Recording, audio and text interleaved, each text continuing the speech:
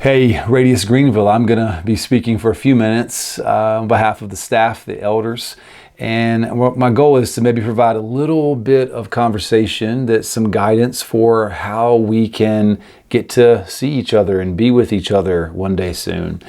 Now, we're not trying to hit the gas pedal on this, and this is something we want to do cautiously. We recognize there's still a virus out there, still people affected by it, and still professionals and powers around us that can provide some guidance, and we want to be listening to them as well. But as of now, the government in South Carolina has released the stay-at-home or go-to-work order, and we're doing outdoor dining, and some things have begun to open up. And so we want to provide some guidance to this network of churches in a way that helps us process what that means for us. But do it in a way where we can be sensitive to one another, that we're all not in the exact same place of processing, and that's okay. So before we talk about the practicals, just want to throw at you an encouragement that the Lord is incredibly at work, both at individual level and the collective level. And I'm super pumped, honestly, to get back together with people and to see how you have all been changed by the Lord during this time, as I have been changed by the Lord during this time. This has been a very sweet season. For some, it's been more difficult. For some, it's had a lot to do with just extra time or things like that. But the Lord, He's good. He's so good. And I'm praying that there will be a renewed fire in many of us for Jesus and Jesus alone. And for those who have been maybe taken for granted some of the beauty of their interactions with their individual church, or the network as a whole, for some that have been sort of distant or not really able to connect with an extended spiritual family and all the blessing that comes with that. I'm praying for a deep, humble, renewed fire for one another and fire for the Lord, all from this powerful Holy Spirit God has given us. So pumped. I don't want to start things up the way they were several weeks ago. I'm not trying to go back to that. There was good in that, but the Lord has been with us for weeks now, and I'm expecting, anticipating, excited about new and different things the Lord is doing. So I can't wait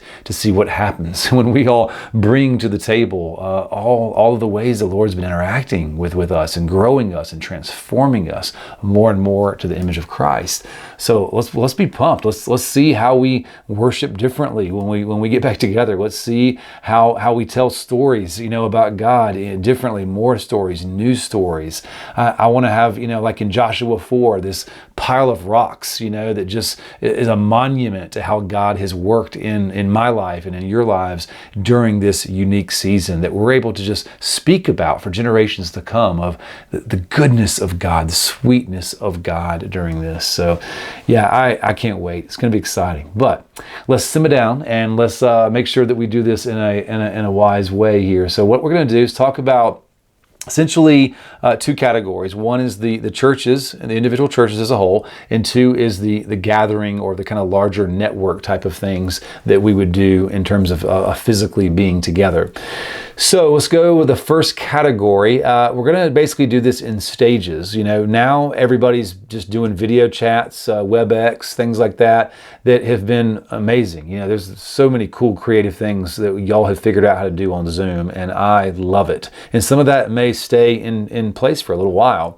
But what we're doing is sort of breaking it down into 5 different stages regarding these churches in terms of physical interaction. And this isn't something that we're going to press people into at a certain pace. Our goal is to just help you think about it, provide a framework for it, and allow pastors and members to interact, talk through things, figure out sensitivities, and move forward as the Spirit leads. And not every church is going to be at the same stage of comfortability in this whole thing, and that's totally okay. So let's talk through these stages very briefly. There's a little bit of detail attached with this. First, stage 1, we'd say this is outdoor only. This is probably going to be shorter meetings that you do as a church, and there'll be physical distancing guidelines in place, of course, where you're not, throwing the football or giving each other hugs or whatever. This is going to be, pretty careful meetings, but they're outdoors, so you're staying apart. There's no going inside to the bathrooms or whatever if you're in stage 1. So these will probably need to be shorter meetings and probably need to be really intentional about whether or how kids are involved at ages where they tend to run around but may not understand some of these distancing guidelines. So stage 1 is really the beginning stage, the first foot back into physical proximity to one another. But again, outdoors and very careful, very cautious. And there may not be everybody in your church that's all ready for stage 1 at the same time. There could be just a few of you gather for a week or so. Now, stage 1, you're able to begin this effective now, but we'd recommend a season of time that you talk as a church to ensure that there's anyone even ready for that, and that the ones who aren't can be really help to understand that we're okay with that. We're okay if you want to hang back for a few weeks.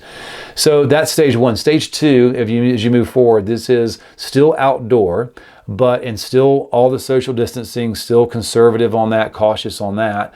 But we'll add in, go inside and use the bathroom if needed, if you need to run inside. But this is one at a time kind of thing going inside. This isn't the whole church runs inside, because that is where we get into some different later stages.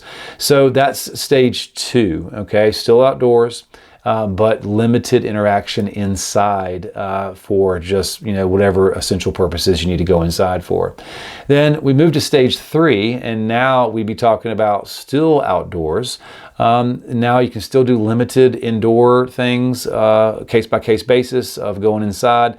But now the only big difference in stage 3 is we're going to relax some of the physical distancing ideas. So it's not going to be as essential, that we stay 6 feet apart, still being cautious, still being careful. But if someone throws a Frisbee and another person catches it, we're not all going to gasp and go like, oh, like what's happening? This will be a little bit more of a loose deal because it's outside, because you do have the ability of as we're breathing and whatever, it's going to be out in the atmosphere. And so this is stage 3. It's still outdoors, primarily outdoors, and the community is meeting out there. But this is stage 3. You're going to be a little more comfortable with kids of all ages being able to play, because it's a little more relaxed in terms of the physical distancing. But we want to pay attention to what is still considered wise. We don't want to relax it past beyond what we're being told. But right now, we would anticipate that being clearer and clearer in the weeks to come. When you move to stage 4, now you're looking at you're going indoors. Now your community as a whole can interact, as a group inside. This is a trickier one that we don't really have a lot of clarity from the government or from anywhere as far as how many people per square foot does that apply in a house with a church of 20 people. So we're going to have to maneuver that one together over time. So we don't recommend anybody beelining it to stage 4, but rather just beginning to think critically about what that would look like. But we would call stage 4 still very limited in how you do physical interactions indoors. So you're not going to be sitting super close to one another ideally. You're not going to be bringing food and sharing it buffet style in the kitchen. You're not going to be putting kids in a kind of sort of confined space altogether. So stage 4 still has a lot of limitations to it, but we are at least putting everybody under the same roof. Stage 5 is where you go just straight up old school. This is you can get in the room together and hang out, and kids can have a kids area, and all that's kind of back to that way it used to be in terms of physical interaction. So the things we want to keep in mind with communities is, as you process all this together, I want you to keep in mind just the unique situations within your churches. That if you have people that are working in the ER and they need to stay healthy, and maybe they're getting getting exposed to things a little bit more. And then you also have people in your community who are immune compromised, that they need to be treated, uniquely, and looked at how these two people interact, with two different unique situations. So be aware of that as a church. Consider everybody higher than yourselves, and just pay attention to those stories. Next, in terms of consideration, you're going to need to think about physical contact, throughout a lot of these. Obviously in stage 1, it doesn't seem like that's a very popular thing that should be happening. But in terms of the rest of the stages, you're going to think about what's it like to have a really humble, quick conversation to somebody where you say, hey, are we high-fiving here? Are we hugging? Are we elbowing? What do we do? And over time, it'll be awkward at the beginning, but we'll figure it out together if we're considerate of one another's comfortabilities with all that. Thinking about washing hands and wearing of masks, these are things to consider throughout all these stages. What is everybody comfortable with? If somebody says, I'm cool to go to stage 4 every time, but I really prefer maybe for the first couple of weeks we all do masks, then that's okay. We want to be the kind of people who consider each other's sensitivities very highly in this. So talk through that as a group and figure that out. We want to show a lot of kindness and understanding towards people who are processing this differently. Not everybody sees this the same way and experiences it the same way. So let's be very gentle in how we do that. And lastly, be the kind of people that go out of our way to help people stay involved with the churches if they are kind of personally a few stages back. If some people are going, not ready for that yet, but you guys are meeting, this way, then, be ready to volunteer, a cell phone that they can have them up on FaceTime, or a call afterwards where somebody really catches them up and invites them into a lot of what the Lord's doing within your church. Now, obviously, these guidelines apply to the churches as a whole. What you do in terms of 2s and 3s, we figure you can just certainly think through that just in a simple conversation together. And so effective immediately, pastors are going to begin to start this dialogue with each member of their church. And so to process through this together in a way that you don't feel any kind of peer pressure or anything like that, but allows people to, just have an honest, dialogue about where they're at. And then as the pastors kind of build sort of an understanding of where people are, you'll see, the invitation to stages, most likely one by one. And there may be some variations. We're not putting this as a rigid concept here, but just a way to help think about what it's like to kind of gradually move towards things and not sort of jump the gun too fast.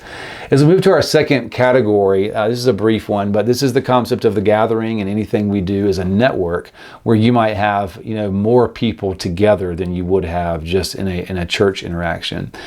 So we don't have any clear green lights on that yet, unless they involve, like what the stores and whatnot are doing, where you're having to have a certain number of people per square foot, which for us doesn't make a lot of sense to push for that right now. So we're not under any, feeling from the Lord or from the people within Radius at this point to start making immediate plans for a gathering. We are going to monitor as communities feel comfortable moving into stage 4. That is a lot of a sign that we're feeling like if people are moving indoors for their communities, and then that obviously opens the door to the possibility of moving indoors with a larger group of people at a gathering. But we would imagine that will have its own stages, which I won't take the time to outline right now, but we're already working through those a little bit. And so that'll have a graduated thing most likely to it as well. And until then, we're going to continue to do the Sunday filmings of the gathering. So those teachings will be made available. We'll continue to be very open to the ways the Lord may want to add in new things as far as these weekly gatherings, or we're very open to any input you have as members. If you desire us to try something different or new until we have the gathering back up in operations again, then we'd love to hear your thoughts and input. So we've attached a little bit of writing to this so you to process through it. And And hopefully this gives you some sort of ways to think and process as an individual or a family or whatever, that you process what you guys are all comfortable with, and as you process together, we'll move forward in unity. And so we bless God for you. We bless God for this network, and we're very excited about what's to come as the Lord leads us and guides us into more physical interactions again. So may the Lord be with you, and look forward to actually seeing many of you soon.